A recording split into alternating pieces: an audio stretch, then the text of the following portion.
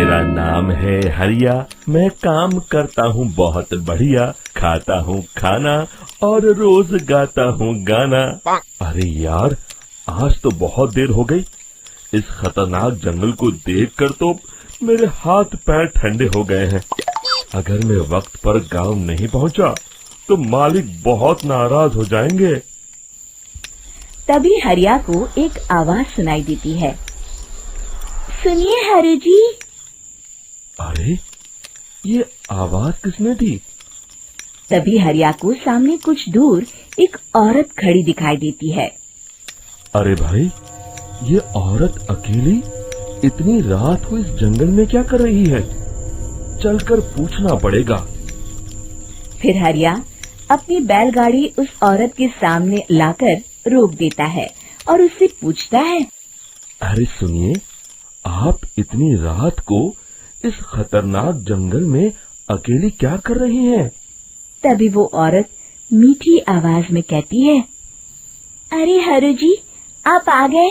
मैं कब से आपका इंतजार कर रही थी। वैसे तो यहाँ से काफी लोग गुजर चुके हैं, लेकिन मैं खास आपका इंतजार कर रही थी। अच्छा, तुम सच कह रही हो? मुझे तो यकीन नहीं हो रहा है। वो क्या है ना, आज तक किसी ने मुझसे इतने प्यार से बात नहीं की। हाँ हाँ हरु जी, मैं सच कह रही हूँ। अब देर मत करिए और जल्दी से मुझे मेरे घर तक छोड़ दीजिए। हाँ हाँ, कौन सी बड़ी बात है, अभी छोड़ देता हूँ। आप मेरे पीछे बैलगाड़ी में बैठ जाइए और मुझे रास्ता बताते चलिए। फिर वो औरत हरिया की बैलगाड़ी में बैठ जाती है और हरिया बैलगाड़ी हाँकता हुआ आगे चल पड़ता है। फिर उस औरत के बताए हुए रास्ते पर चलते चलते हरिया बैलगाड़ी लेकर एक काली गुफा के आगे आकर रुक जाता है। हरिया उस औरत से पूछता है। हाँ देवी जी, आपका घर कहाँ है? यहाँ तो एक गुफा के अलावा और कुछ नहीं है। तभी अचानक वो औरत हवा में उड़ने लगती है। देखते ही देखते उसका सुंदर रूप एक डरावनी चुड़ैल में बदल जाता है और वो जोर जोर से हंसती है। अरे तू तो एक नंबर का बेवकूफ निकला। तू तो बड़ी आसानी से मेरी बातों में आ गया। अरे मर गया रे, ये तो एक चुड़ैल है। हे भगवान बचा ले, ये तो बड़ी डरावनी दिखाई दे रही है। और फिर अगले ही पल हरिया की बैलगाड़ी में रखा सारा सामान हवा में उड़ता हुआ उस काली गुफा के अंदर चला जाता है और वो चुड़ैल भी उस गुफा के अंदर जाकर कहीं गायब हो जाती है। हरिया ये नजारा देख बुरी तरह घबरा और परेशान हो जाता है। अरे, ये चुड़ैल तो मेरा सारा सामान लेकर गुफा में गायब हो गई। अब क्या होगा? अगर मैं गांव खाली हाथ गया तो मालिक मेरी अच्छी खबर लेंगे। मेरी इस बात का कोई यकीन भी नहीं करेगा। फिर आखिर वही हुआ। हरिया के मालिक चंपक सेठ को हरिया की किसी भी बात पर रत्ती भर भी यकीन नहीं हुआ। चंपक सेठ को लगा हरिया झूठ बोल रहा है और उसने ही लालच में आकर सारा सामान हड़प कर लिया है।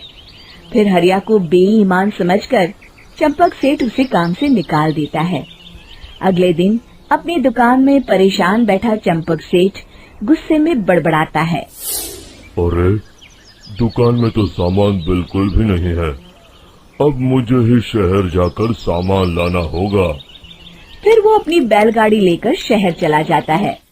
शहर से सामान लेकर जब चंपक सेठ वापस गांव लौट रहा होता है, तभी उसे एक आवाज सुनाई देती है। चंपक जी, ओ चंपक जी। अरे, ये तो कोई मेरा नाम लेकर मुझे पुकार रहा है। फिर उस रास्ते में वही औरत खड़ी दिखाई देती है। फिर क्या था, हरिया की तरह चंपक सेठ भी उस औरत के पास अपनी बैलगाड़ी लेकर जाता है और वो भी उसकी चिकनी चुपड़ी बातों के मुंह जाल में फंस जाता है। फिर चुड़ैल उसे भी अपनी गुफा तक ले जाती है और उसका सारा सामान लेकर गुफा में गायब हो जाती है।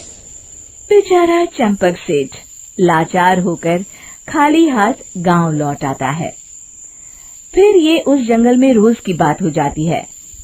जो कोई भी शहर से कुछ लेकर गांव की तरफ लौटता, वो चुड़ैल उसे बेवकूफ बनाकर उसका सारा सामान लेकर गुफा में गायब हो जाती। एक दिन हरिया एक लकड़हारे को उसी जंगल की तरफ जाते हुए देखता है। फिर हरिया उसे रोकते हुए कहता है, अरे भाई, क्यों अपनी मौत को दावत दे रहे हो? मेरी बात मानो, आगे जंगल में मत जाओ, वहाँ एक बड़ी भयानक चुड़ैल रहती है। लकड़हारा हरिया की बातों को नजरअंदाज करते हुए कहता है, अरे भाई, मुझे पहले ही बहुत देर हो चुकी है, मुझे जाने दो भाई। शाम तक लकड़ियाँ काट कर शहर के बाजार में बेचना है। तुम अपनी ये कहानी किसी फुर्सत में बैठे इंसान को सुनाओ, मैं तो चला। इतना कहकर लकड़हारा वहाँ से आगे जंगल की तरफ चला जाता है। फिर अगले दिन गांव के मुखिया के घर के बाहर बहुत सारे लोग जमा हो जाते हैं। तभी हाथ में कुल्हाड़ी लिए खड़ा लकड़हारा कहता है, अरे मुखिया जी, अब आप ही हमें बचाइए उस जंगल वाली चुड़ैल से। हमारा सारा काम तो शहर से ही होता है। अरे मुखिया जी, उस चुड़ैल की वजह से तो मैं पूरी तरह बर्बाद हो गया हूँ। हम सबको मिलकर उस चुड़ैल का कोई इलाज करना पड़ेगा। तभी भीड़ में खड़ा वीरा कहता है, आप लोग चिंता मत करिए, कल से वो चुड़ैल किसी को नहीं लूट पाएगी। मेरे पास एक बहुत अच्छी तरकीब है। तभी चंपक सेठ उसका मजाक उड़ाते हुए कहता है, अरे तेरा नाम वीरा है तो क्या हुआ? तूने अभी उस चुड़ैल को देखा नहीं है? जाकर अपना काम कर, बड़ा आया। तब मुखिया जी कहते हैं, नहीं नहीं चंपक सेठ, मुझे लगता है हमें इस लड़के को एक मौका देना चाहिए। फिर सभी गांव वाले मुखिया जी की बातों से सहमत हो जाते हैं और वीरा शाम को एक बैलगाड़ी में कुछ सामान लादकर उस जंगल की ओर चल देता है। वीरा, ओ वीरा, कहाँ जा रहा है? तभी वीरा मुड़ के देखता है, वही चुड़ैल एक औरत के रूप में खड़ी है। अरे बहन जी, मैं आपको ही ढूंढ रहा था। देखिए, मैं आपके लिए क्या लाया हूँ। अरे वाह, तो खुद मेरे लिए इतना सामान लाया है। तू ही अकेला गांव में समझदार है। जरा देखो, मैं भी खोल के, बड़े भूख लगी है। जैसे ही चुड़ैल उस सामान पर से कपड़ा हटाती है, एक भगवान शिव की तेज रोशनी उसके अंदर मूर्ति से निकलती है और चुड़ैल अपने असली रूप में आकर जलने लगती है। अरे मैं जल रही हूँ, बचाओ! बचाओ! ओम नमः शिवाय, मर गई मैं! देखते ही देखते वो चुड़ैल राख के साथ उड़ जाती है और सभी गांव वाले भी वहां आ जाते हैं।